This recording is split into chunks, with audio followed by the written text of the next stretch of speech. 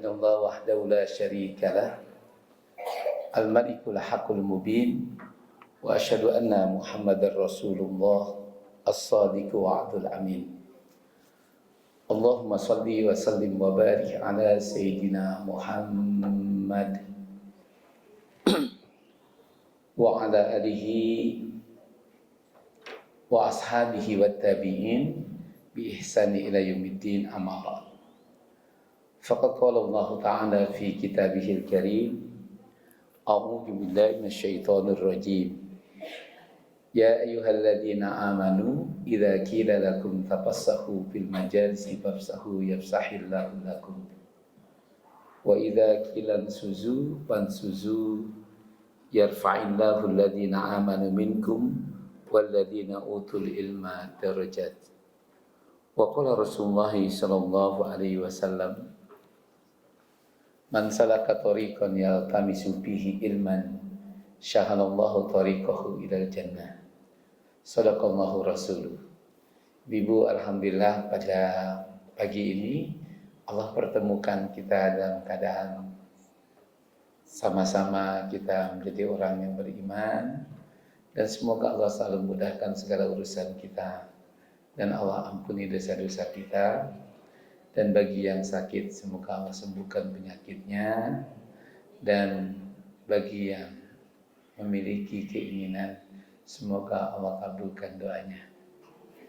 Bu, mari kajian ini kita buka dengan bacaan basmalah.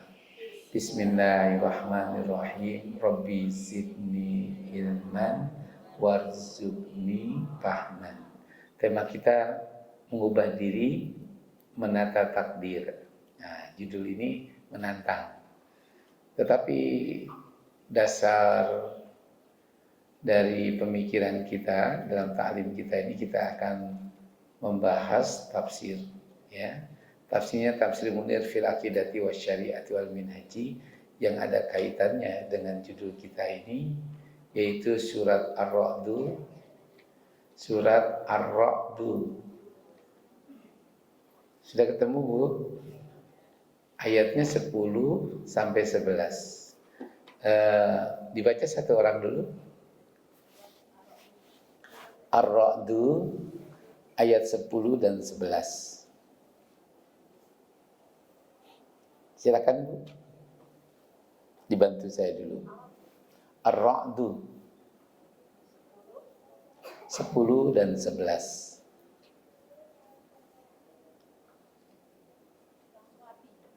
Terjemahnya aja dulu.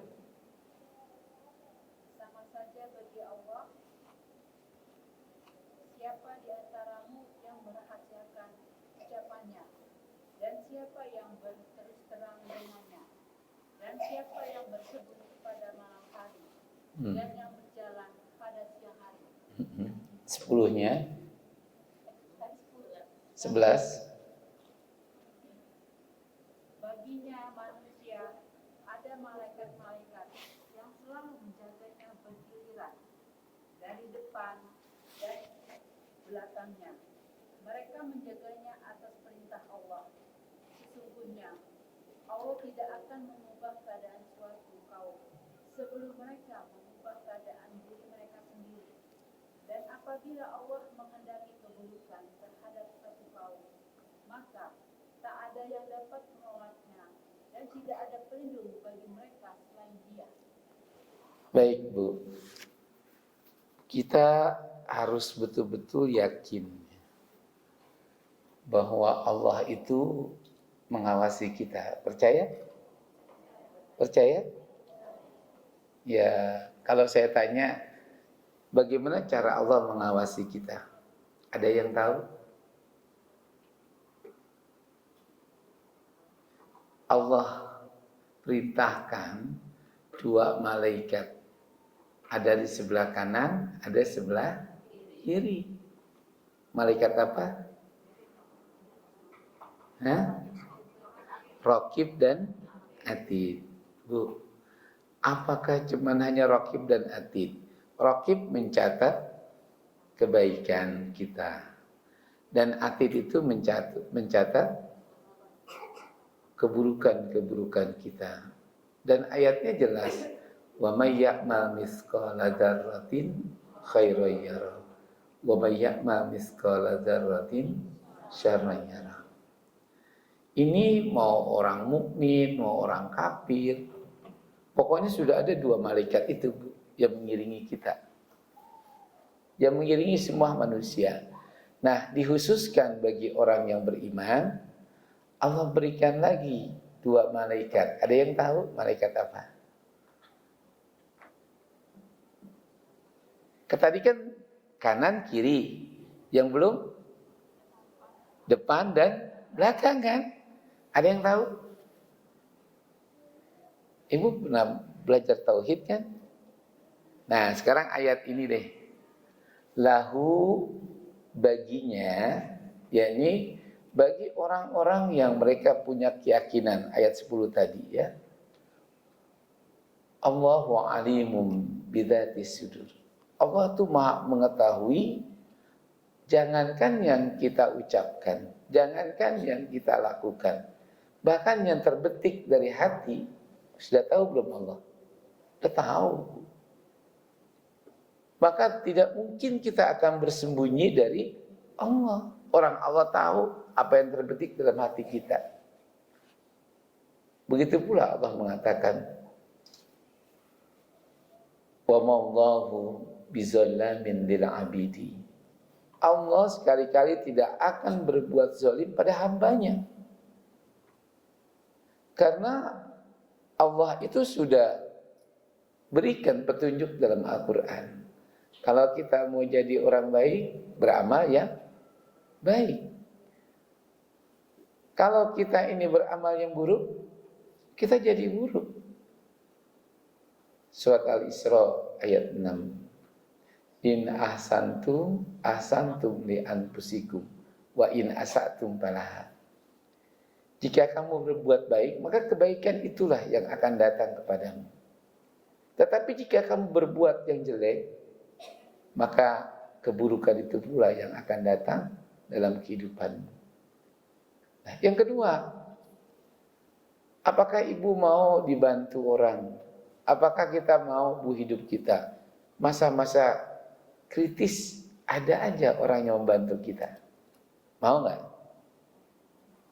Paling nggak enak kita itu hidup, ya Allah kesana orang nggak ada yang mau tahu. Kita datang ke keluarga pun seolah-olah mereka itu nggak ada simpatik sedikit pun. Paling nggak enak hidup seperti itu. Kita dicuekin. Bu, kalau ditanya, kenapa kok sampai orang semuanya nggak ada yang peduli dengan kita? Salah siapa?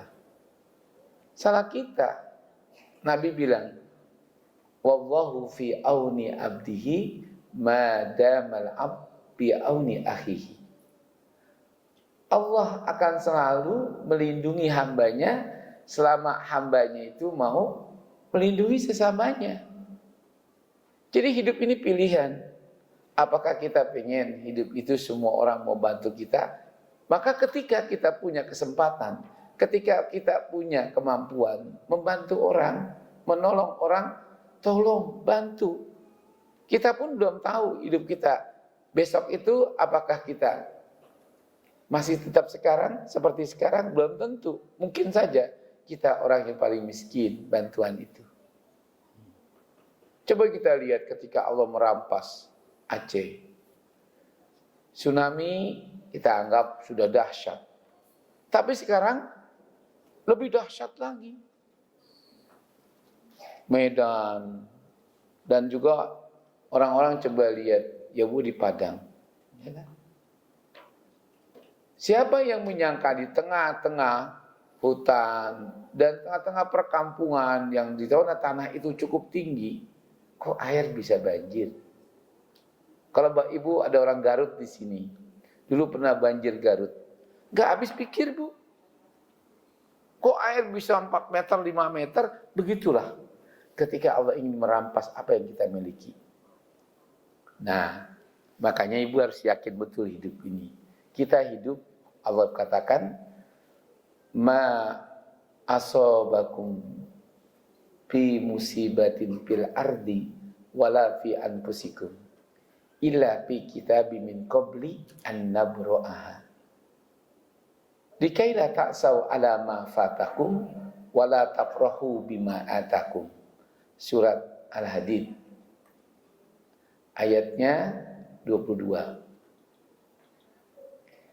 Tidak ada sesuatu yang terjadi dalam kehidupan kita, melainkan semua itu baik menyangkut alammu dan dirimu sendiri, itu semua sudah ditentukan oleh Allah jauh sebelum kita dilahirkan. Ada nggak ayatnya?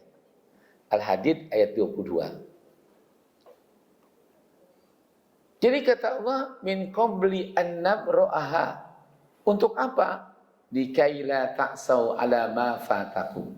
Agar kamu tidak menjadi orang yang gampang cemas, gampang putus asa, atau wala tafrahu bima atakum. Ini kusampaikan bahwa semua yang terjadi ini sudah ada suratan takdir yang digantungkan di leher kamu jauh sebelum kamu lahir ke dunia. Begitu 4 bulan 10 hari dalam kandungan ibu kita, maka Allah tiupkan ruh kita langsung. Itu berlaku. Ustaz, masalahnya kan kita nggak tahu. Bisa nggak seharusnya rezeki kita cuma 1 miliar, bisa 1 triliun? Tergantung. Nah, inilah ayat yang kita baca. Tergantung apa? Tergantung ikhtiar kita, tergantung usaha kita, tergantung karakter kita, akhlak kita, hubungan kita pada sesama kita. Makanya kata Allah, semua ini kusampaikan bukan karena engkau cerdas, bukan karena engkau seorang anak raja, bukan karena juga karena engkau itu seorang yang pintar, bukan. Tapi sungguhnya semua itu berlaku ketetapanku. Apakah satu ayat? Oh, buka lagi dalam surat At-Taghabun ayat 11. Ma asobakum min musibatin illa biiznillah. Tidak ada sesuatu yang terjadi dalam kehidupan kamu, senang, susah, sehat, sakit, kaya, miskin. Melainkan yang berlaku itu adalah ketetapan Allah. Barang siapa yang percaya bahwa hidup semua ini kalau Allah tidak kehendaki, tidak akan terjadi, maka Allah akan berikan hidayah. Itu ayat jelas. Nah, di dalam ayat ini bahkan Allah bagi orang-orang yang bertekad mereka menjadi orang yang taat kepada Allah dan Rasulnya. Ibu tahu dalam surat An-Nisa ayat 48. Wa may yuti'illaha wa rasulah faulaika an'amallahu alaihim. Siapa orang yang hidupnya memiliki ketaatan kepada Allah dan Rasulnya, yang diperintahkan dia jalankan tanpa reserve, tanpa ada rasa takut mereka itu kehilangan jabatan, kehilangan kekuasaan, kehilangan harta. Pokoknya kalau memang itu perintah Allah dan Rasulnya, jalankan saja, namanya taat. Kalau kita punya hidup ketaatan seperti ini, cinta kita yang sesungguhnya hanya kepada Allah dan Rasulnya, Bu, maka kata Allah, niscaya baginya akan kuberikan kehidupan yang penuh kenikmatan. Bu, kalau dalam sholat yang kita pinta apa? Wih, sholatnya? Yang ibu pinta dalam sholat itu apa? Hah? Mana ada? Satu pinta itu, Bu. Nih ya. Ihdinas siratal. Iya kan? Ya Allah, tunjukilah kepada kami jalan yang lurus. Kok nggak tahu? Kalau saya tanya lagi, apa itu jalan yang lurus? Bu, apa jalan yang lurus? Jalan yang bengkok, ada jalan lurus. Ada jalan bengkok, ada jalan lurus dalam Islam itu. Kalau jalan yang bengkok itu, jalan yang menyelisih dari perintah Allah. Ya kan? Kalau jalan yang lurus, jalan yang Diperintahkan Allah, lurus aja pakai kacamata kuda. Lu nggak takut harta lu habis? Aku pakai kacamata kuda aja. Orang Allah perintahkan kok, saya sedekahkan, saya jariahkan. Ya kan, Bu? Yang kita pinta itu satu, jadikanlah kami orang-orang yang punya prinsip pendirian untuk mendapatkan jalan yang telah diberikan kenikmatan oleh Allah. Jalan apa itu? Jalan siapa?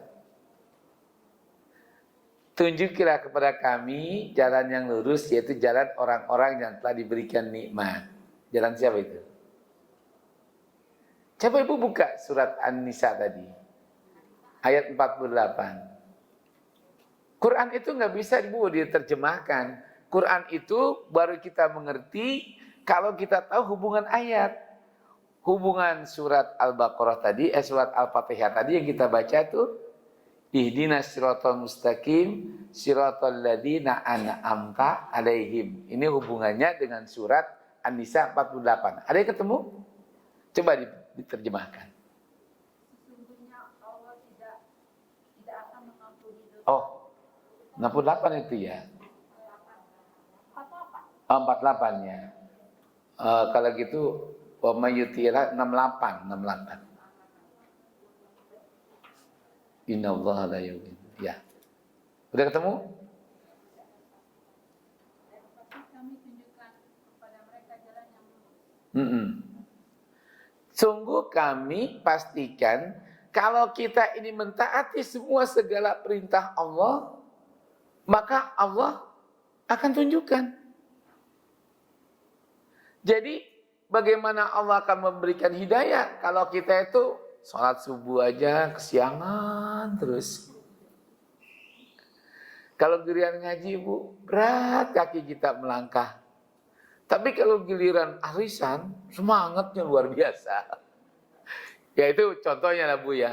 Tapi kalau Ibu lebih semangat untuk menjalankan apa yang diperintahkan oleh Allah ya Bu, pasti Allah berikan petunjuk ke jalan yang benar.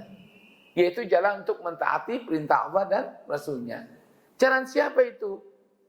Kata Allah, wa may yuti'illaha wa rasulahu fa ulaika an'amallahu alaihim minan nabiyyin wasiddiqin wasyuhada'i wassalihin. Hasuna ulaika humur rafiqa. Dalam ayat berikutnya itu dibaca ya. Ayat berapa? 69-nya. Terusin Bu.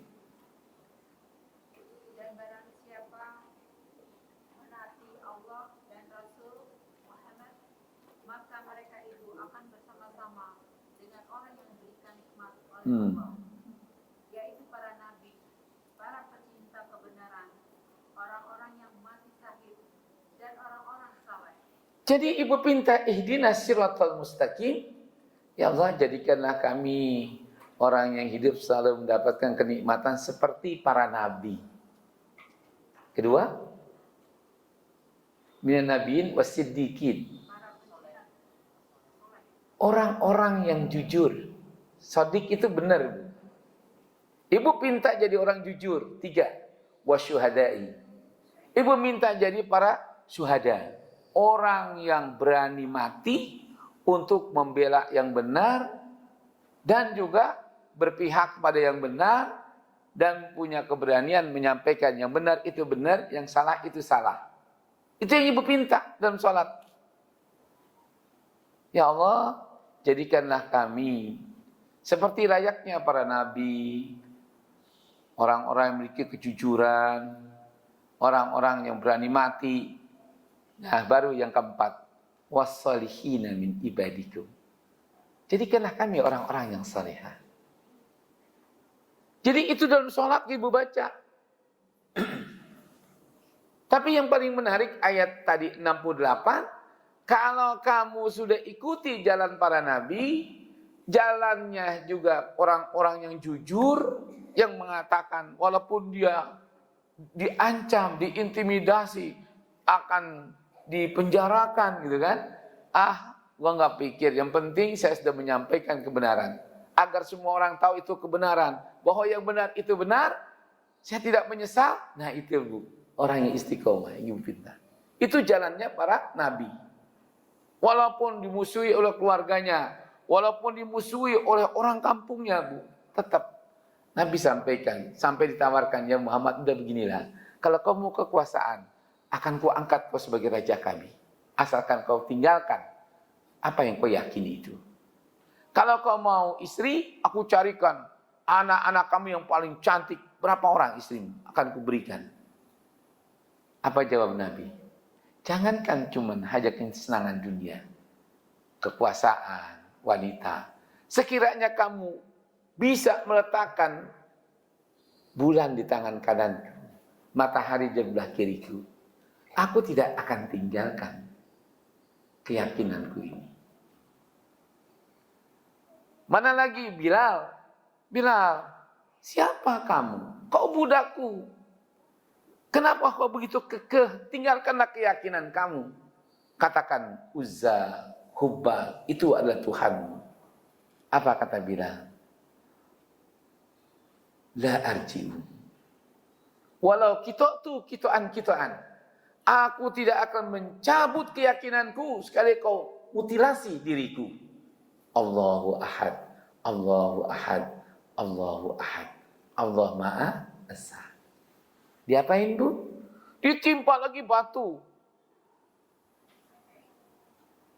Yang sebesar sampai mencapai 1/2 ton Bu.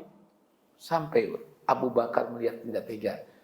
Ya Umar bin Mahsum, budakmu kau berapa jual? Akan kubeli. Dibelilah sama Abu Bakar. Setelah dibeli, ya Bilal, mulai hari ini bahagialah engkau. Dengan prinsipmu, memegang teguh keyakinanmu, maka aku merdekakan engkau. Itulah Bu. Kalau sekarang ini orang menyampaikan yang benar itu benar, yang salah itu salah, sampai mereka dikriminalisasi, baru atau lama? Dari dulu Bu, nggak pernah itu. Yang namanya orang berpegang teguh pada kebenaran itu hidupnya enak-enak. Contohnya mana? Para nabi. Nabi Muhammad 34 kali berperang. Nabi Muhammad diembargo sampai kelaparan. Nabi Muhammad mau dibunuh. Nabi Muhammad diusir dari Mekah dengan cara kekerasan yang akan dilakukan Bu. Ya, hanya membela kebenaran. Nabi Musa dari Mesir, dia tinggalkan istana Firaun itu. Dia sebagai anak angkatnya. Kenapa? Karena dia merasa ada sesuatu yang aneh. Kenapa kok ayahnya mengaku sebagai Tuhan? Berdebat sudah, akhirnya Bu, ditinggalkan. Persyaratan Nabi Musa hanya meminta, biarkanlah Bani Israel aku bawa. Kata Firaun, silakan bawa.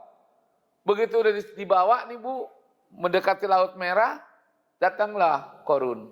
Wahai Tuhan, kenapa kau bawa, kau izinkan anakmu membawa Bani Israel? Tidak ada lagi orang-orang yang pintar di Mesir ini. Kalau semuanya kau izinkan Bani Israel itu mengikut Nabi Musa. Akhirnya Firaun tahu dan dikejar, disuruh balik lagi Bu. Tapi Allah pisahkan. Ketika Bani Israel, ya Musa, apa yang kita akan lakukan? Mereka pasti akan membunuh kita. Atau mereka akan tetap menjadikan budak. Akhirnya pukullah tongkat itu ke lautan. Maka tiba-tiba berubah menjadi daratan. Bu, kapan pertolongan Allah itu datang? Setelah tidak ada lagi yang bisa menolong. Kalau masih ada orang tua, kalau masih ada kakak, masih ada adik, masih ada teman yang bisa menolong kita, nggak mungkin Allah akan bantu kita. Nah, disinilah, Bu, apa sih hidup ini? Hidup ini ujian. Orang kaya, ujian. Orang miskin, ujian. Orang sehat, ujian. Orang sakit, ujian, Bu. Orang yang punya jabatan, ujian. Orang yang joblos, nggak punya jabatan, ujian. Orang yang hidupnya senang, ujian. Orang yang hidupnya serba kesulitan, ujian. Sekarang Ibu yakin nggak? Yakin nggak? Saya tanya, kalau ibu yakin, apa yang ibu harapkan dari ujian itu? Kalau ibu kuliah, ikut kuliah, ya kan? Terus disuruh ikut ujian, harapan lulus, naik tingkat, ya kan? Sekarang hidup ujian.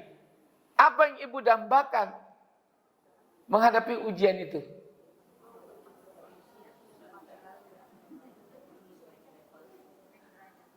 Naik derajatnya gimana, Bu?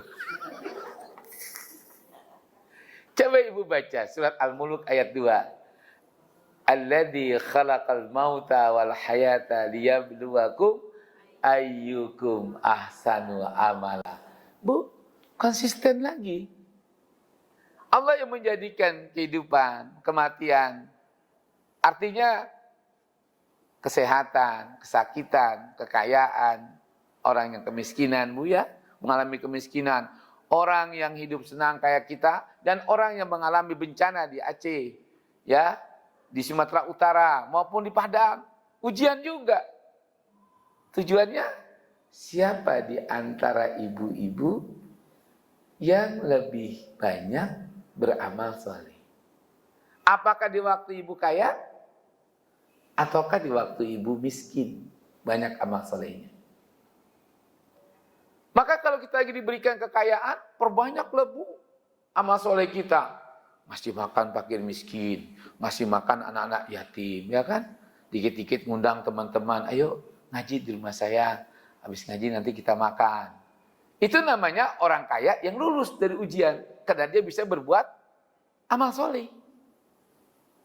Begitu ibu miskin, di mana aja ada pengajian, datang. Di mana ada orang berdoa, ikut berdoa. Di mana ada orang butuh pertolongan, tenaga ibu ringan, tangan membantu.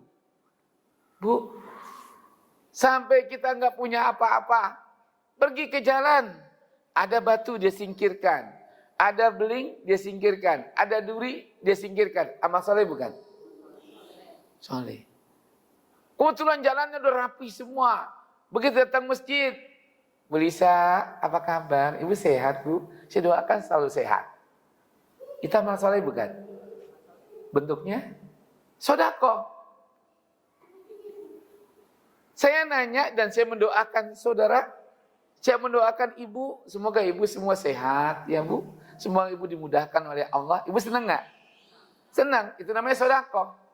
Qaulu ma'rufin khairu min shadaqati yatba'uha al-adha. Ucapan yang baik itu lebih baik ketimbang sedekah uang yang kau iringi dengan cacian. Bu, ibu datang ke tempat ini, saya tanya, ibu apa kabar? Semua senyum. Ibadah bukan? Ibadah. Dan itu adalah sedekah. Begitu ibu ketemu kawan, assalamualaikum, waalaikumsalam. Ya apa kabar mbak? Alhamdulillah aku sehat. Senyum, nggak kayak angka 7. Sedekah. Makanya kalau orang datang ke masjid, ikut ke taklim, ya kan, jangan dibawa Bu kesulitan hidup kita di rumah. Biarlah di rumah kita susah. Tapi begitu ketemu kawan, ibu harus bisa sedekah. Pakai apa sedekahnya? Senyum. Ungkapan kata-kata yang baik. Kata Nabi, Fatabassam, fa inna tabassama shadaqatun. Senyumlah kamu. Maka sebenarnya senyum ketika kita bertemu teman, ketika kita bertemu guru, ketika kita bertemu senior kita atau adik-adik kita, itu sedekah. Nah, itulah Bu, tujuan hidup. Ketika ibu sakit gitu kan, ibu istighfar, baca Quran ya Bu. Selalu ibu berdoa kepada Allah. Itu amal solehnya orang yang sedang sakit. Tapi kalau dia merintih, oh, ini sakit banget, bantu saya apa ya Allah. Siapa yang bisa bantu? Nabi hanya bilang, wa idza maridtu fahuwa yasbin. Bu, ucapkan, kalau aku sakit hanya Dia Allah yang menyembuhkan. Ada nggak hadisnya? Iya. Maka ketika ibu rasa sakit menggerogoti kanker yang luar biasa sampai pakai morfin disuntik Bu, tapi ibu nggak kena mengeluh. Ibu hanya wa idza maridtu fahuwa yasbin, Wa idza maritu fa huwa yasbin. Ibu bilang, katakan. Terus berdoa kepada Allah. Itu namanya amal saleh. Ini hidup, Bu, ya. Nah, sekarang kita kembalikan pada pelajaran kita. Kalau ibu semuanya sudah bergantung kepada Allah, emang siapa yang kasih kita sehat? Allah. Memang siapa yang bisa menyembuhkan kita? Allah. Jadi bagaimana Ustaz? Doa. Ad-du'a'u silahul mu'min. Karena doa itu senjatanya kita dalam hidup ini. Yang kedua, wad-du'a'u mukhul ibadati. Doa itu biangnya ibadah, rajanya ibadah. Jadi kalau kita ada kesulitan, pasti banyak doa kan? Berarti ibadah kita banyak. Kalau ditanya, banyakkan mana ibadahnya orang kaya dengan orang miskin? Banyakkan orang miskin. Orang kaya kadang-kadang nggak sempat doa. Orang miskin doanya lama, ya Allah, anak saya bagaimana? Ibadah. Makanya Allah bilang, ketika kita diuji dengan kekayaan, apakah kita tetap bisa beramal amalan yang saleh? Ketika kita diuji kemiskinan, apakah kau masih bisa tetap beramal amalan yang saleh? Kata Allah. Ketika kamu sehat, apakah kau tetap bisa beramal saleh? Ketika kau sakit, jangan-jangan itu lebih banyak amal saleh. Ketika kita jadikan semua hidup ini, Bu, untuk beramal saleh, maka Allah sertailah di samping Raqib dan Atid yang akan mencatat perbuatan kita, maka Allah datangkan 2 malaikat. Lihat sini. Allah Ta'ala malaikatu yata'aqabuna 'alal insani min baini yadayhi. Kata-kata yata'aqabuna ini lihat ya. Allah akan sertai bagi orang yang hidupnya selalu ingin beribadah, yaitu 2 malaikat kepada manusia itu, min baini yadayhi wa min khalfihi. Di samping ada Raqib dan Atid, dan dari depan ada namanya malaikatul hafadzah. Jadi malaikat hafadzah. Malaikat hafadzah itu bayangkan, ketika ibu pagi ini niat untuk taklim, ibu baca doa, maka Allah perintahkan 2 malaikat itu menjaga ibu. Selama ibu tidak membatalkan ibadah ibu, tidak berbuat syirik, tidak berbuat riya, maka Allah perintahkan malaikat itu terus melindungi ibu, menjaga ibu. Ini ayat, Bu, ya. Yahfazunahu bi amrillahi. 2 malaikat yang diperintahkan oleh Allah menjaga itu atas dasar perintah Allah. Wa yahsuna ma yasiru anhu min khairin aw syarrin. Maka malaikat ini selalu mengarahkan ibu untuk berbuat yang baik dan mencegah kalau ibu mau ke kiri ditarik. Bu, yakin? Yakin? Nah, kalau ibu yakin, maka setiap hari ibu bertekadlah ibu untuk meningkatkan kualitas ibadah kita. Ibu meningkatkan kualitas kesolehan kita. Ibu tingkatkanlah, Bu, ketakwaan kita dengan kita tambah terus cinta kita kepada Allah dan Rasul-Nya. Sampai melebihi cinta kita kepada suami, pada orang tua, pada istri, atau pada suami. Ingat itu, Bu. Nah, kalau sudah cinta kita kepada Allah, seperti yang dikatakan oleh Nabi, la hubban illallah. Tidak cinta yang hakiki kecuali kepada Allah. Kalau kita sudah menaruhkan cinta kita kepada Allah, artinya kalau Allah sudah menghendaki, kalau Allah sudah memanggil, kalau Allah sudah memerintahkan, kita jalankan saja tanpa kita ada rasa takut sedikit pun, insya Allah 2 malaikat itu Allah perintahkan, jaga ya orang ini. Kalau dia berbuat baik, lindungi. Jangan sampai setan itu membatalkan amalnya. Kalau dia akan melakukan maksiat, berikan kesadaran supaya dia tidak jadi melakukan hal itu. Bu. Nah, kalau sudah begitu keadaannya, artinya innallaha subhanahu wa ta'ala, Allah tidak akan merubah keadaan hambanya. Saya kembalikan ini tema pengajian kita. Bu, apa pengajian kita? Apa Bu? Mengubah diri. Ubah hidup ibu dari yang tadinya cinta kepada manusia, cinta kepada Allah. Ubah hidup ibu yang tadinya lebih taat kepada manusia, sekarang kepada Allah dan Rasulnya. Sekalipun ibu tadinya rezekinya ditentukan cuma dapat hanya 8 ekor unta. Karena setiap orang itu diberikan rezeki 8 ekor unta, Bu. Kalau ibu belum dapati, yakinlah ibu dapat semua itu. Selama kita itu mau merubah diri kita untuk melakukannya dicintai oleh Allah. Karena tadi Allah jadikan surat An-Nisa ayat 68, 69. Ibu akan menjadi orang yang hidup penuh kenikmatan. Kalau ibu mau menata diri ibu, merubah diri ibu dari hamba nafsu menjadi hamba Allah. Dari hamba al-hayawan, tahu Bu? Menghambakan pada sifat binatang ibu. Apa itu? Ada berapa sifat binatang? Ada berapa?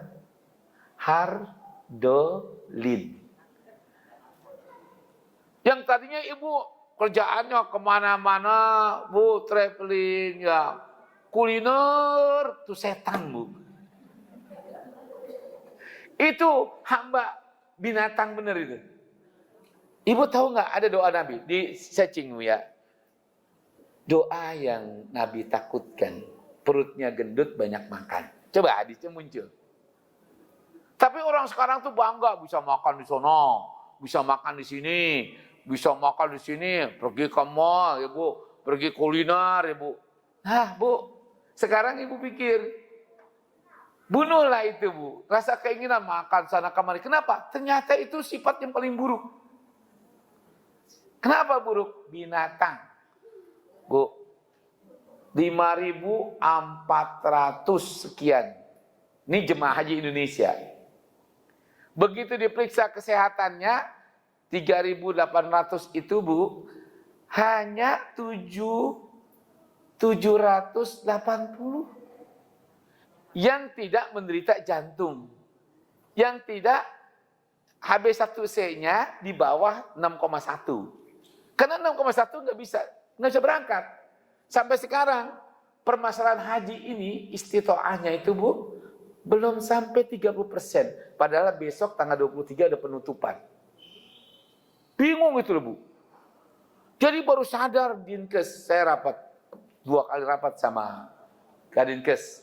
Pak Ustadz, ini kenapa begini masyarakat kita? Itu menandakan buruk dari makanan. Bagaimana nggak banyak penyakit? Kita lihat tiap malam Bu, yang ramai itu kuliner atau masjid. Apalagi malam Sabtu, malam Ahad. Coba lihat Bu.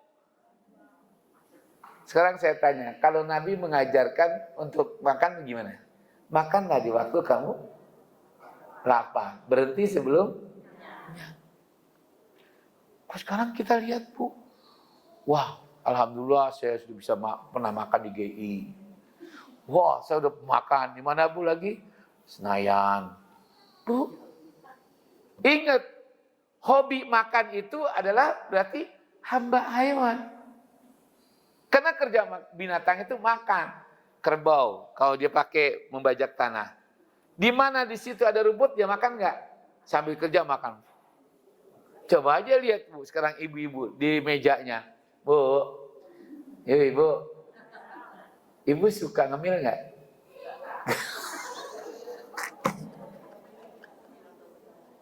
Sambil nonton TV, tahu-tahu kacang udah habis, ya kan Bu? Waci udah habis, kue bolu yang gede habis, binatang. Padahal Nabi mengajarkan makan ketika kamu lapar, berhenti sebelum kenyang. Doa Nabi itu, ya Allah, janganlah kau buncitkan perutku, karena aku suka makan. Dan janganlah kau gemukkan badanku, seperti saya nih Bu, berat. Dengkul udah sakit.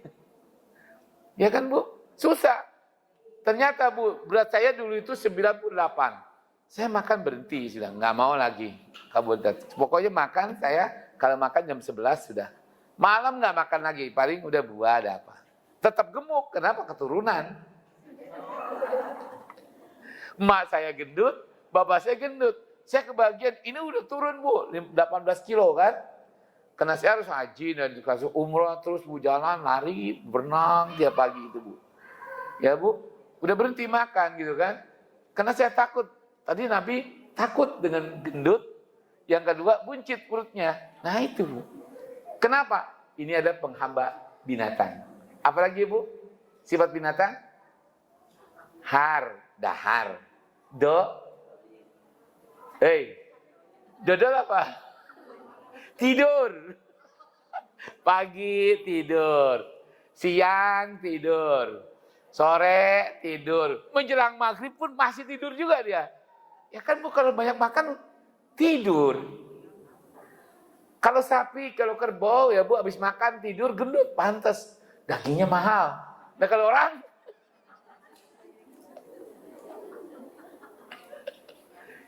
coba Ibu lawan, pagi jangan tidur. Ayam ada yang tidur nggak ayam? Enggak. Ayam makanya nggak ada yang gendut banget Bu. Lincah-lincah ayam kan.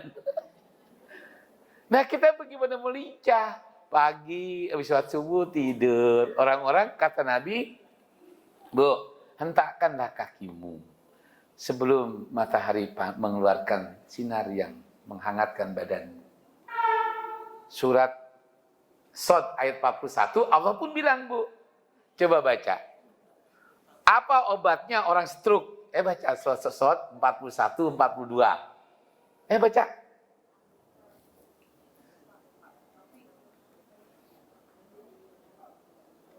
Iznada ayyuba anni masyaniya syaitan. Udah ketemu belum? Shad ayat 41, 42. Sudah? Ya Bu, maaf ya yang gendut kalau tersinggung. Maksud saya supaya tersinggung, biar ngurangin makan, banyak gerak. Sudah Bu? Baca Bu satu orang. Bu.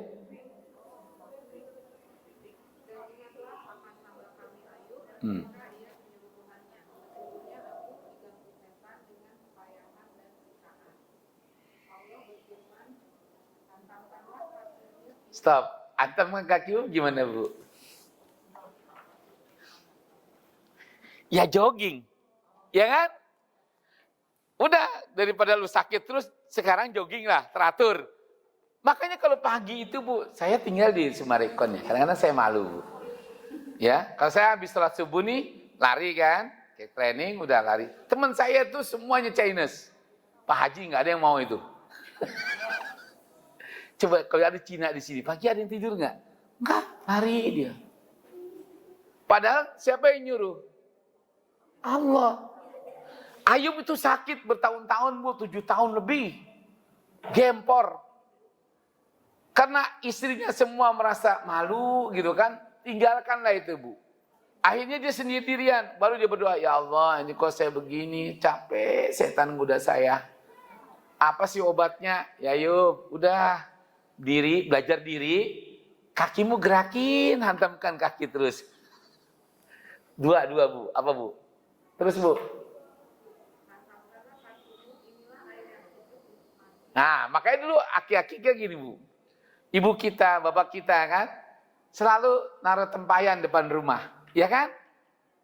Buat minum, kadang-kadang kita disiram kepala kita kan dengan air itu dingin. Iya kan? Bu obat. Kalau kita maunya mandinya pakai air panas. Ya, bagaimana saraf kita mau sehat? Kalau ibu mau sehat, kata Allah, mandi pakai air dingin. Ibu buktikan, kalau ibu di tempat yang dingin, di puncak nih, kalau mandi air hangat, makin dingin nggak? Tapi kalau ibu mandi di mata air yang dingin gitu, hangat ke badan? Allah sudah berikan, apalagi kalau ikutin Nabi. Mandinya dari pala dulu, sebelah kanan, sebelah kiri. Itu kasih Allah. Yang ringan saja, biasakan kita olahraga pagi, nggak dijalanin. Gimana ibu taat kepada Allah? Buat kesehatan ibu aja nggak mau. Ya kan Bu? Yang kedua, minum air putih. Bu, sekarang tanya lah sama dokter. Minuman kita yang paling bagus, yang membuat ginjal kita sehat, Bu, air apa? Air putih. Dan jangan panas, jangan dingin. Jangan terlalu dingin. Yang sejuk aja. Coba bacain terus, Bu. Ini air. Hentakkan kakimu. Nah, jelas, Bu? Apa obatnya? Olahraga. Biasakan mandi air dingin. 3, biasakan minum air putih. Coba, Bu, ikutin dulu ya.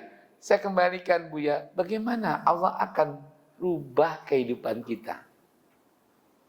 Coba kita lihat berapa orang makan. Udah makan sate, makan sop, ya kan, Bu. Makan asinan. Minumnya teh manis. Pakai es. Bagaimana enggak gendut? Bagaimana kita mau sehat? Udahlah air putih, Bu. Kalau kita makan banyak, ya Bu, biar terbakar karbonya. Ngapain? Jalan. Mau pagi ke, mau sore. Kurangin tidur.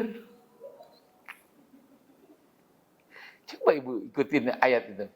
Bu, akhirnya coba ayat berikutnya, 42. Allah kembalikan. Bu, 42-nya. Hah? 41, 42 kan? Ya, 42. Ya, 43 sekarang.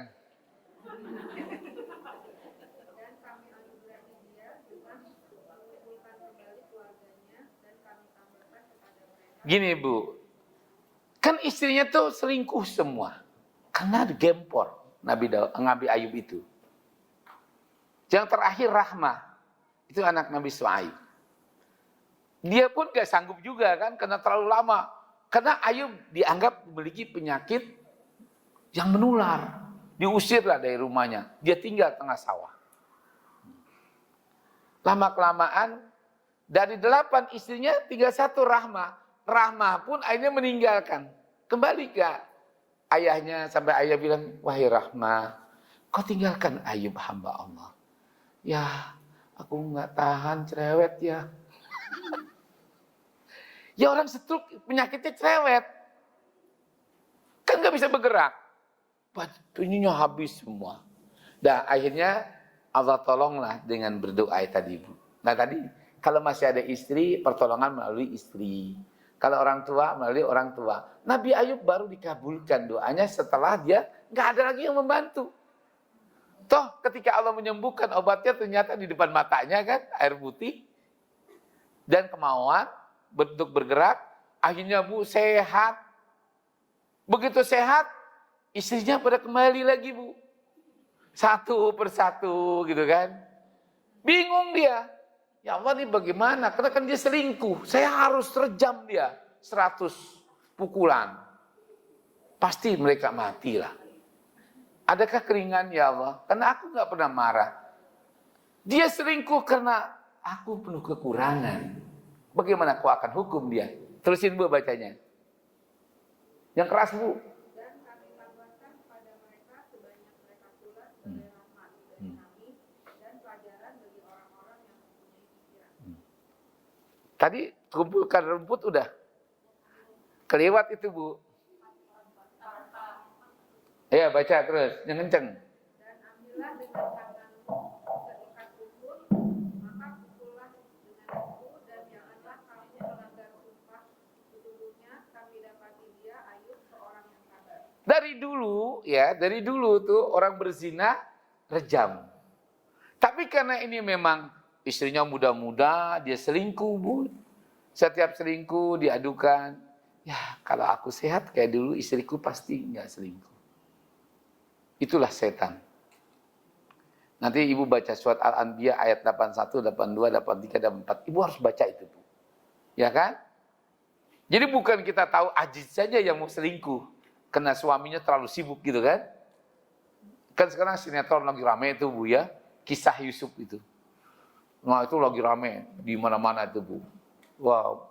Kenapa? Filmnya bagus, bintang filmnya juga mantap-mantap lah, Hollywood semua gitu kan. Itu diadakan. Jadi Bagaimana Aziz, bagaimana Ayub? Akhirnya Bu, bingung dia. Istrinya kadang minta dikembalikan lagi. Wahai Ayub, engkau adalah seorang Nabiullah. Aku menyesal, aku bertobat. Kan bingung nih, ya Allah dihukum gak nih gitu kan. Ya gini Yub, kalau lo masih sayang ya kan, udah cari aja rumput. 100 batang kau ikat yang sudah kering. Pukullah sekali dengan 100 batang itu. Ada nggak ayat itu? Ya, setelah itu udah diterima. Sungguhnya dia adalah laki-laki yang sangat sabar. Artinya apa pegang Bu? Raja dari segala penyakit itu adalah emosi. Maka 9 pintu masuk setan menghancurkan hati manusia. 1, emosi, marah. 2, al-hawa'u. Tadi nafsu. Yang ketiga, hasad. Dengki. Hancur sudah. 4, suka mengeluh. Tadi saya sampaikan. Yang keenam, sombong. Yang kelima, sombong. Ya Bu ya. Yang ketujuh, kikir. Keenam, kikir. Medit. Pelit. Bu, serakah. 7. 8, glamor. 7 glamor. Serakah. 8 glamor. Suka pesta. Dikit-dikit pesta, dikit-dikit pesta. Akhirnya banyak harta yang kebuang. Kenapa bilang innal mubazirina kanu ikhwana minas syayatin. Bu, 8. 9 terakhir Bu ya. Ujub. Sombong. Sombong udah belum? Hah? 1 Ibu ya. Emosi. 2, ikuti hawa nafsu. 3, hasad. Oh iya, suuzon. Dah, tutup terakhir. Ya, buruk sangka. Nah, baik Bu. Kalau Ibu lepaskan 9 sifat ini dan Ibu kembalikan, luruskan Ibu taat kepada Allah, maka berlakulah Bu. Kalau Ibu tanya, apakah dengan kita merubah diri kita dari suka marah menjadi orang yang sabar, dari orang yang selalu mengikuti hawa nafsu dan kita tundukkan nafsu kita itu, kita tinggalkan. Dari orang yang suka buruk sangka, sekarang saya pasrah tawakal kepada Allah. Dari orang yang biasanya selalu kita itu iri, dengki sama orang ya Bu, rezeki orang kan macam-macam, sudah Allah yang menentukan. Ya kan Bu? Jadi obatnya itu kembali pada diri kita masing-masing ya. Dari orang yang suka mengeluh, ini kan cobaan. Orang sehat juga cobaan, orang sakit juga cobaan. Bu, kalau orang ikut tes, ikut ujian di kuliah, ya Bu, dia pengen cepat lulus. Tapi begitu menghadapi soal, susah banget di soal, nggak lulus. Hadapi aja semampu kita. Toh Allah juga bilang, la yukallifullahu nafsan illa wus'aha. Allah tidak akan merubah keadaan seseorang. Nah, ini adalah Bu, baru kita bicara ya Bu ya. Maka perubahan kita ini mampu mengubah takdir hidup kita. Ingat, kalau umur kita pengen panjang, banyak silaturahim. Kalau rezeki kita pengen ditambahkan, dirubah, juga takwa dan banyak silaturahim. Kalau kita hidup kita penuh kemudahan, takwa.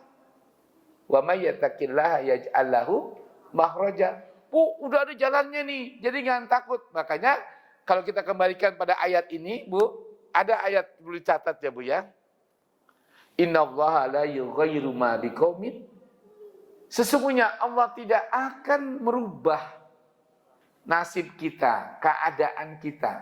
Bu, hatta yughayyiru ma bi anfusin, sampai kamu sendiri dengan tanganmu Ya Bu, dengan kelakuanmu, dengan perbuatanmu, dengan kau perbarui kehidupan kamu, baru Allah merubahnya. Selama kita tidak menata hidup, selama kita tidak mau belajar dari orang-orang yang sukses, Bu, gak akan berubah hidup kita. Nah, kalau kita sudah ketemu orang sukses, kita sudah ketemu orang alim, kita sudah ketemu juga orang yang sabar. Tadi saya bacakan ayat-ayat itu kan, bagaimana kisah-kisah itu. Tapi ibu is going, gak mau jadikan sebagai pelajaran. Nah, berlakulah ayat ini.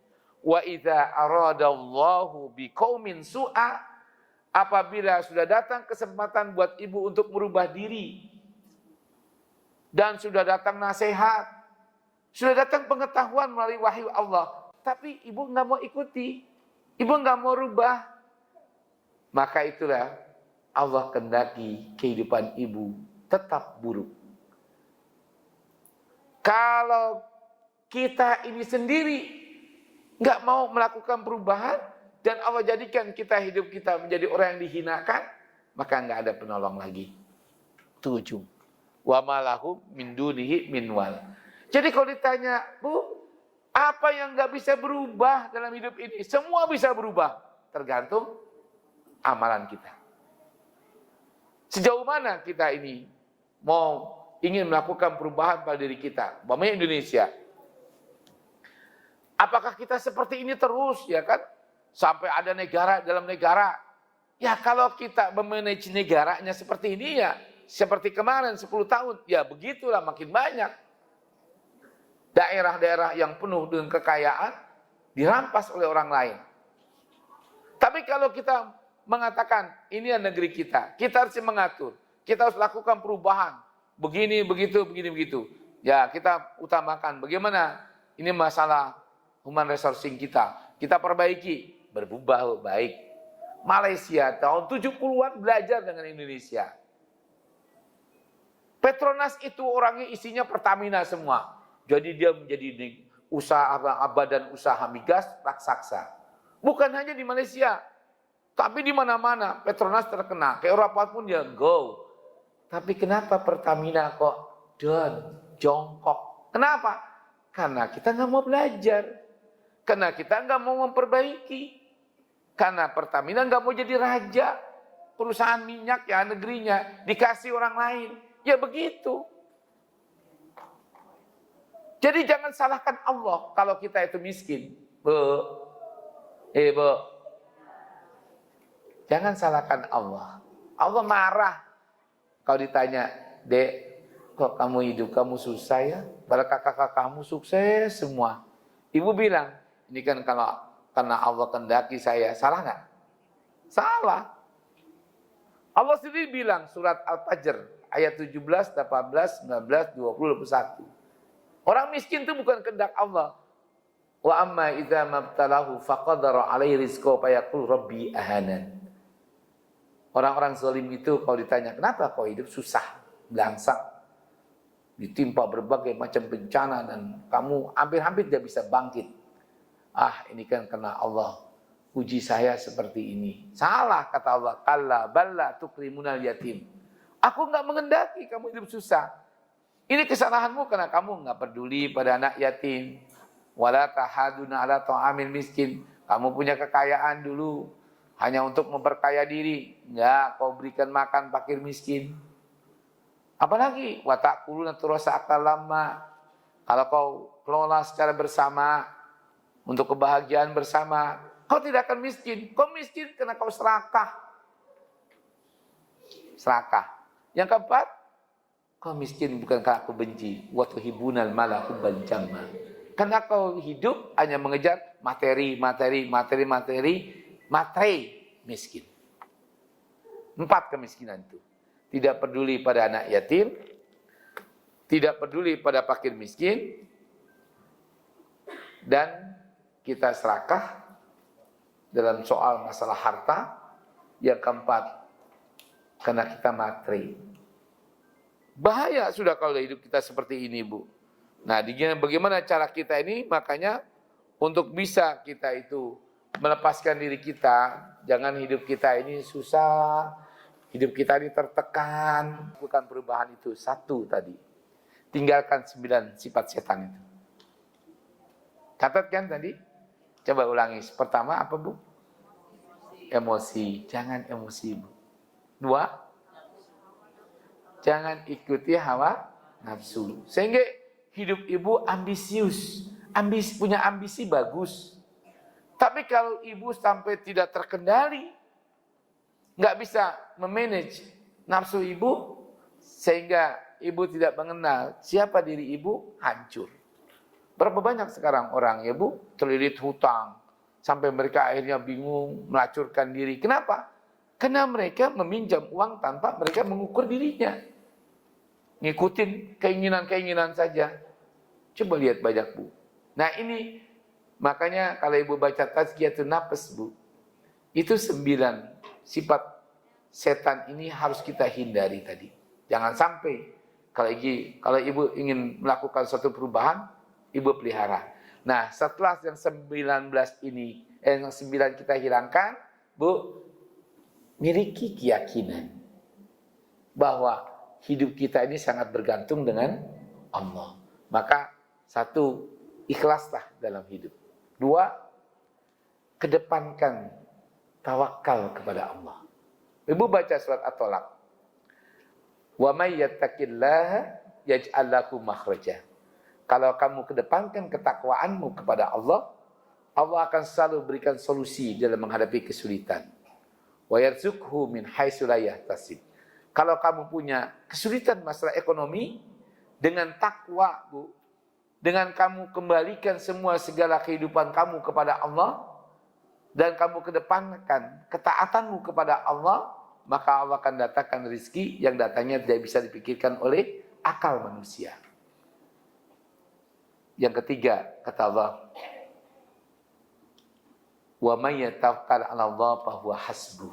Kalau kamu iringi hidup kamu dengan bertawakal kepada Allah, Allah akan cukupkan. Innallaha balighu amri, qad ja'ala Allah likulli syai'in qadra. Sungguhnya segala sesuatunya itu sangat bergantung dengan kekuasaan Allah. Dan ibu jaga itu, insya Allah kita akan berubah.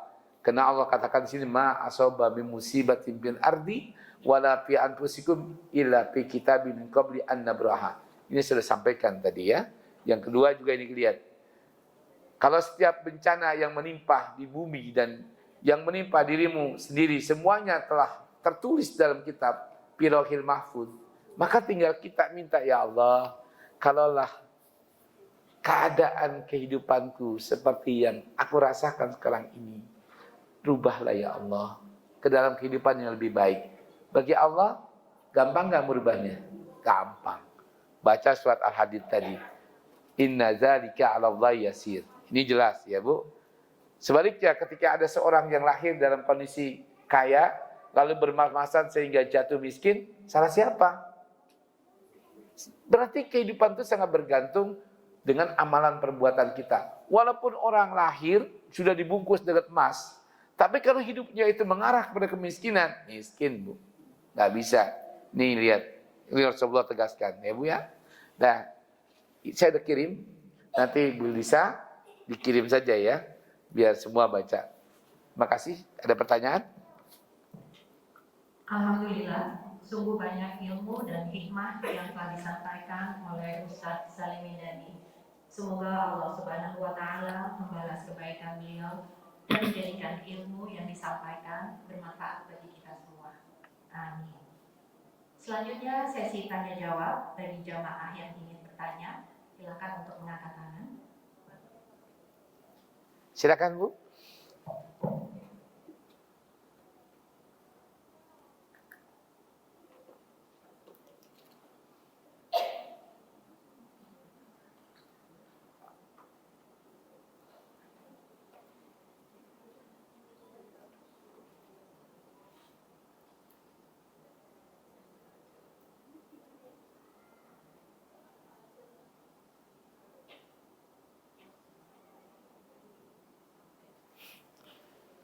Silakan Bu. Bebas Bu.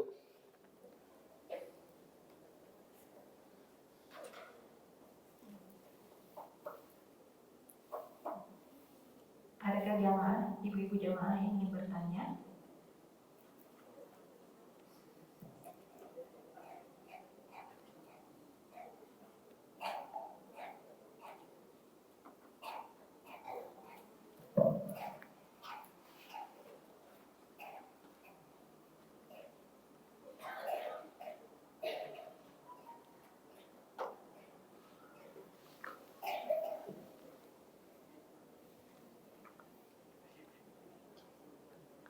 Sudah penuh kayaknya ya.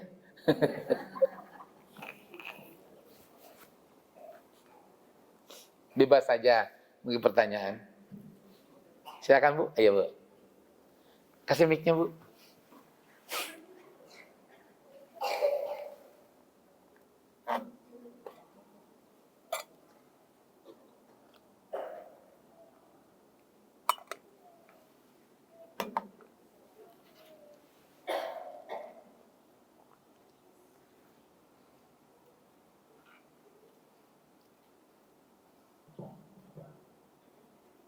Assalamualaikum warahmatullahi wabarakatuh. Waalaikumsalam warahmatullahi wabarakatuh. Maaf Pak Ustaz, saya mau bertanya tentang takdir kita Pak Ustaz. Ya. Berarti takdir kita sudah ditentukan oleh Allah Subhanahu wa Ta'ala, baik itu namanya rezeki ya Pak Ustaz, apapun itu namanya ajal.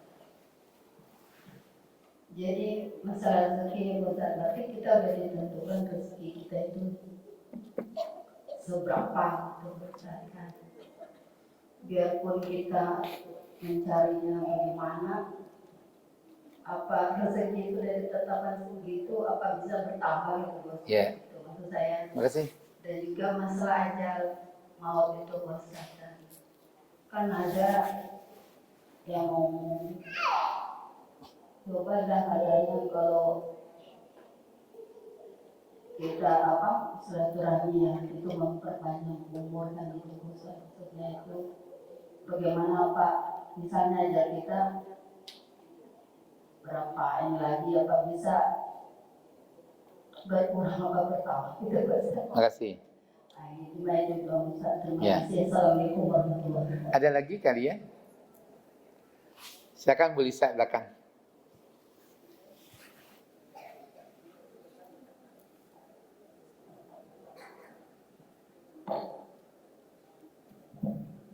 Assalamualaikum Ustaz. Salam. Iya, di kalangan anak muda terutama Gen Z ya Ustaz, itu sangat pragmatis sekali kan dalam berpikirnya. Ya, kadang-kadang itu kita tuh yang jaraknya sangat jauh, apa itu cara berpikir kita dengan cara berpikir mereka itu kadang-kadang susah untuk nyambung ya. Cara praktisnya misalnya kalimat, biar aja nanti kan kita taubat pasti diampuni Allah. Biar aja kita sekarang senang-senang aja, yang penting nanti kita bisa sempat taubat diampuni Allah. Ngapain sih susah-susah? Contoh-contoh aja Ustaz ya. Kan nanti takdir sudah dikasih Allah. Atau ngapain kita susah? Kelamaan, kapan kita mau kumpul-kumpul duit, invest dan sebagainya kalau ini lah. Pokoknya sangat berbeda dengan apa yang kita dapat sebelumnya dalam zaman kita Ustaz. Ya. Terutama dalam hal takdir ya Ustaz ya. Kadang-kadang bingung kita mau ngajarin anak Gen Z itu bagaimana mengenalkan konsep takdir, konsep ikhtiar, konsep usaha yang berkaitan masa depan itu, kita agak susah mempertemukan cara berpikirnya. Terima kasih Ustaz. Assalamualaikum jazakallahu khair. Dari dua dulu ya. Yang pertama dari Ibu mengenai tentang apakah takdir bisa berubah. Takdir ada dua Bu. Ada mu'allaq, ada mubrom. Nah, kalau yang sudah terjadi itu Bu, mu'allaq, nah ini nggak bisa berubah. Umpamanya begini. 1, 3 yang nggak bisa dirubah. 1 diantaranya adalah ini hak prerogatif Allah Bu, yaitu kematian. Ibu tahu nggak umurnya berapa tahun? Nggak ada kan? Hanya Allah yang tahu Bu. Nah ini hak prerogatif Allah, kita nggak tahu berapa umur kita. Ikhtiar aja. 1, supaya panjang umur tadi, takwa. Yang kedua, banyak tali silaturahim. Dan kita baru tahu takdir kita hanya 87 tahun kalau udah mati. Sebelum kita mati, ikhtiar aja perpanjang. Dengan cara kita banyak silaturahim, banyak sodako ya Bu ya, hidup sehat. Itu perintahnya Bu. Rizki. Ibu tahu nggak kalau rizkinya sebakul? Nggak tahu kan? Dan kita berbaik sangka aja, kata Nabi. Wa iyyakum bihusni dzanni 'ala Allah. Hendaklah kamu selalu berbaik sangka di hadapan Allah. Yang penting jangan putus asa tadi. Dikaira ta'sau 'ala ma fatakum. Karena pemberi rezeki itu Allah. Jadi kalau ibu hidup susah, apakah ini takdir? Selama ibu belum mati, bukan takdir yang mubroh. Ini bisa dirubah. Bagaimana cara merubahnya? Coba banyak silaturahim, ketemu orang. Bertanyalah Bu, cara hidup yang benar. Yang kedua, rubah karakter kita. Yang biasa suka marah, yang biasa kita ini angkuh, yang biasa kita ini juga selalu buruk sangka, yang biasa kita juga Bu, selalu kita itu apa ya? Suuzon sama orang. Itu kan mendatangkan apatis hidup kita. Sampai kapan kita ikhtiar? Sampai mati. Selama belum mati, ikhtiar aja udah. Insya Allah, pemberi rezeki itu adalah Allah. Tapi ingat ya Bu ya, bagaimana supaya rezeki itu Allah datangkan kita? Satu, banyak sedekah. Seperti layaknya sifat orang yang bertakwa. Yunfikuna bisyarra'i wa dharra. Berani bersedekah baik di waktu dia kaya maupun di waktu dia miskin. Karena untuk menghilangkan kemiskinan itu cuma dua apa Bu dalam hadis. Satu, kalau ibu punya uang, sering-sering umroh. Sering-sering haji. Insya Allah nggak miskin. Ada hadis gini Bu. Tabi'ul hajja awil umroti. Iringilah hidup kamu itu dengan haji atau umroh. Fa innahuma yanfiyani. Karena haji dan umrah ini mendatangkan manfaat dalam hidupmu. Apa? Fakdul fakri, menghilangkan kemiskinan. Yang kedua, Bu, wayak firuz zunuba, menghapuskan dosa. Itu Bu. Jadi kalau ibu susah hidup ini, kalau ibu bisa punya uang sedikit aja, ibu berdoalah Bu dalam umrah itu, waktu tawaf di multazam ya Bu ya, ibu doa habis tawaf, habis sa'i, insya Allah Allah kabulkan Bu. Kenapa? Tidak ada doa yang ditolak bagi orang yang sedang melaksanakan ibadah haji dan umrah, dari mulai ditinggalkan rumah sampai dia kembali. Nah inilah, jadi dalam Islam itu tidak ada takdir yang tidak bisa dirubah kecuali setelah itu terjadi. Gak ada lagi. Maka kemiskinan, ibu hidup mulai sekarang ini kaya, apa ditakdirkan kaya? Belum tentu. Kata Nabi, lihatlah ending kehidupannya. Disitulah baru kita tahu. Kalau kita hidup bisa kita pertahankan dari sekarang sampai mati, ibu nggak punya kesulitan ekonomi, takdir ibu itu. Tapi berapa banyak orang, kata Allah, wa tilkal ayyamu nudawilha linnas. Hari terus Allah putar nih Bu, kayak roda pedati. Ketika ini kita sedang di atas, besok ada di bawah. Kita nggak sadar. Nah ini harus kita yakini, kita tadi belajar itu. Apakah dengan amalan kita, dengan menata diri, kita perbaiki kehidupan kita, nasib kita akan berubah ke arah yang lebih baik? Bisa. Tadi syaratnya sudah disampaikan. Kenapa tidak ragu, ya kan? Nah, untuk anak-anak Bu ya, apakah dia menjamin bisa umurnya panjang kalau dia beralasan saya bebas melakukan apa yang selagi muda? Kan kematian itu nggak mengenal tua, nggak mengenal muda. Dan untuk anak-anak lebih cocok Bu pada Islam. Apa yang dia nggak terima sekarang mengenai tentang rizki? Coba tanya. Kamu yakin nggak hidup itu sangat bergantung dengan amalan kamu? Itu kata Allah. Kul ya'malu ala sakilati. Semua orang ini hidup sangat bergantung dengan amal perbuatannya. Kalau dia sekarang ini rajin belajar, ya Bu, kalau masa tuanya dia menikmati dari jeripayahnya di waktu muda, wajar nggak? Wajar. Yang nggak wajar SMA aja nggak tamat, jadi wakil presiden, nggak wajar. Nggak wajar itu Bu. Nanti apatis semua dunia ini. Orang nggak punya ijazah gitu kan, dia bisa menjabati macam-macam. Nggak adil negara. Undang-undangnya ada kok. Nanti apatis, mak, ngapain belajar rajin-rajin mak? Yang nggak tamat SMA jadi wakil presiden, hancur lah ibu. Dalam Islam bagaimana pandangannya? Nggak boleh. Hal yastawil ladzina ya'lamuna wa la ya'lamun la yastawun. Kita baca terus tuh malam Jumat. Apakah sama orang yang memiliki pengetahuan, Bu, yang belajar, yang kuliah dengan orang yang tidak kuliah? Nggak bakal sama.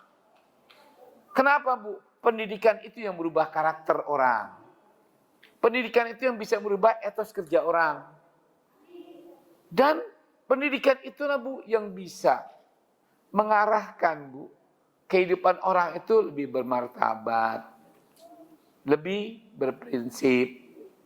Makanya kata Imam Syafi'i begini, laisal yatimu man mata abu. Bukanlah orang yang perlu dikasihani karena dia yatim ditinggalkan ayahnya. Fa innal yatima, maka sesungguhnya orang yang harus lebih kita kasihani adalah man asa laisa lahul ilmu. Orang yang hidup dia nggak punya ilmu. Kita kan malu Bu kalau jadi pejabat cuma pelongo, nggak ngerti apa-apa. Udah, Allah sendiri bilang, Zoharul fasadu fil bahri wal bahr bima kasabat aydin nas.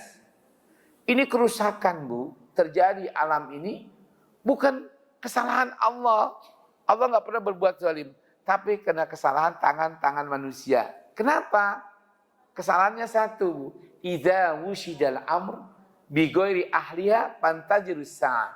Apabila suatu kedudukan itu dipegang bukan orang yang kompeten, yang memiliki kompetensi dalam pendidikannya, maka tunggu kehancurannya. Kita merasakan sudah. Kita merasakan, Ibu, nggak usah saya ceritakan Bu ya sekarang ini ya. Ya Allah, saya sedih. Saya sedih, Bu. Makanya begitu terjadi bencana ini, udah kita jangan saling menyalahkan. Ini doa bersama. Doa bersama. Kenapa? Coba Bu, hutan kita habis diganti dengan kelapa sawit. Kalau pohon-pohon besar itu Bu, bisa mengantarkan air masuk ke bumi itu mencapai 20 meter. Kelapa sawit cukup 2 meter. Nggak bisa lagi tanah ke bawah.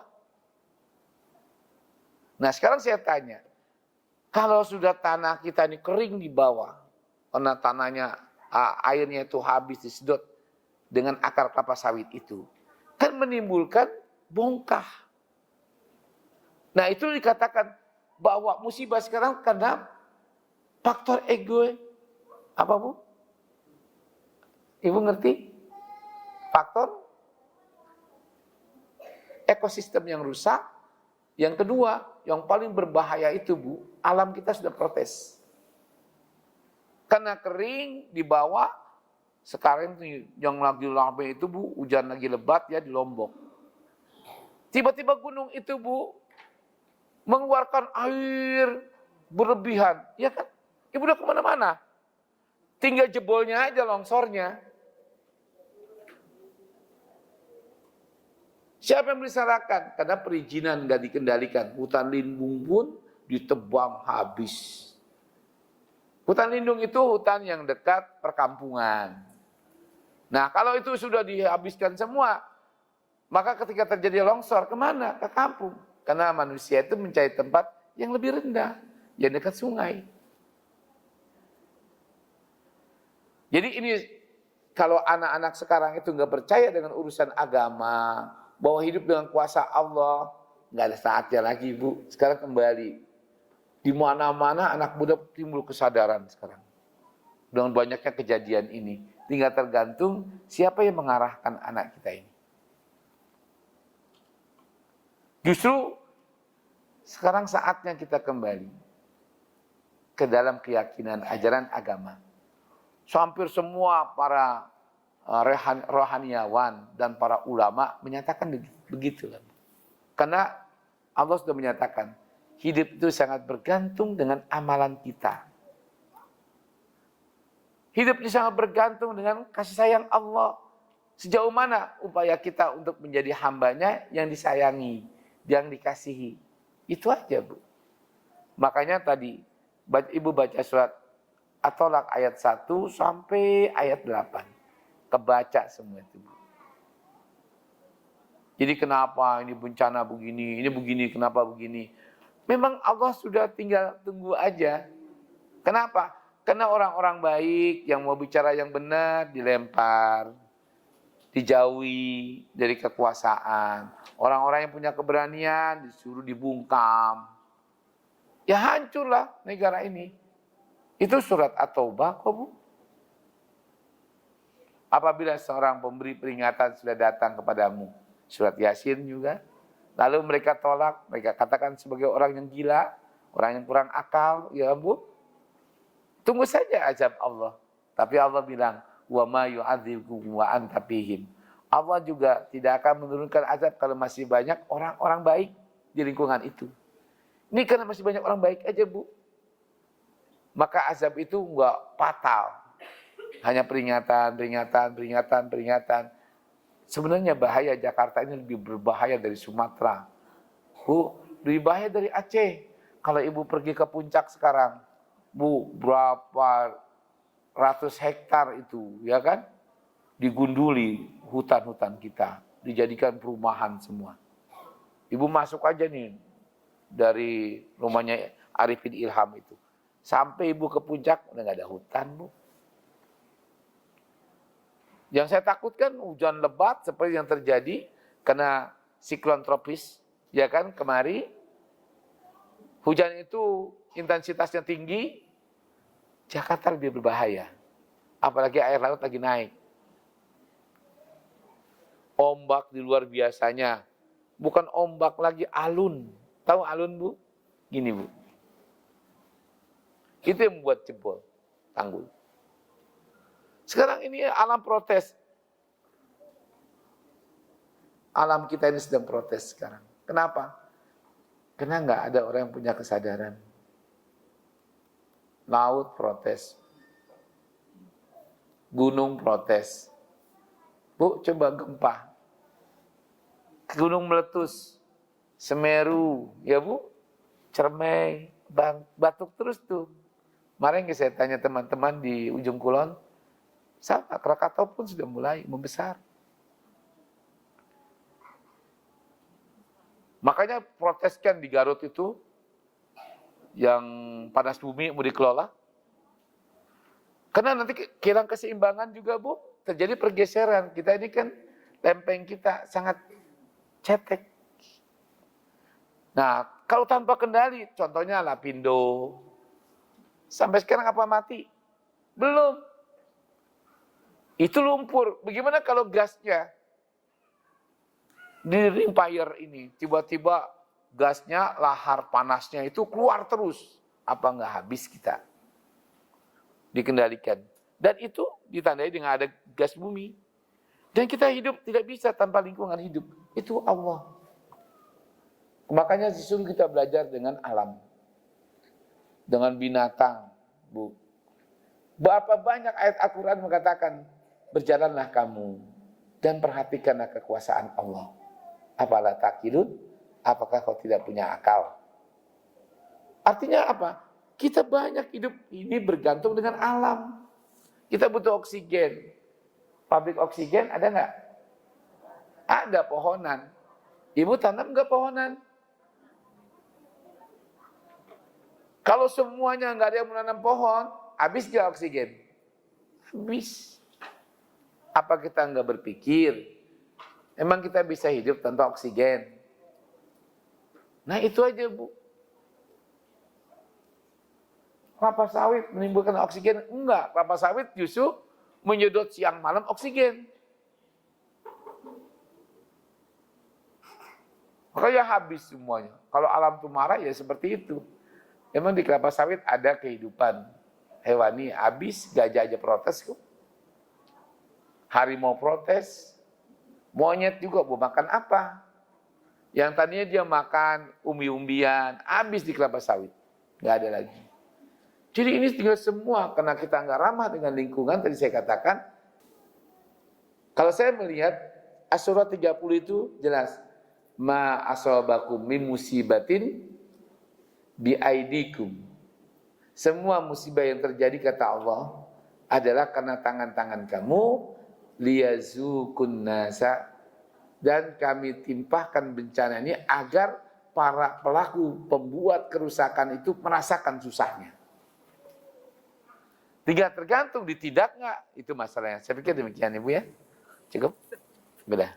Dan sampai di sini insya Allah saya pikir ini kita perlu menyetopkan Bu. Kita perlu hidup ini Bu menjagalah dari mulai hal yang kecil, sampah ya Bu ya. Terus kebersihan ya Bu, taman-taman, rawatlah Bu dari hal yang kecil. Kalau kita mengandalkan negara semua, negara juga bukannya robot.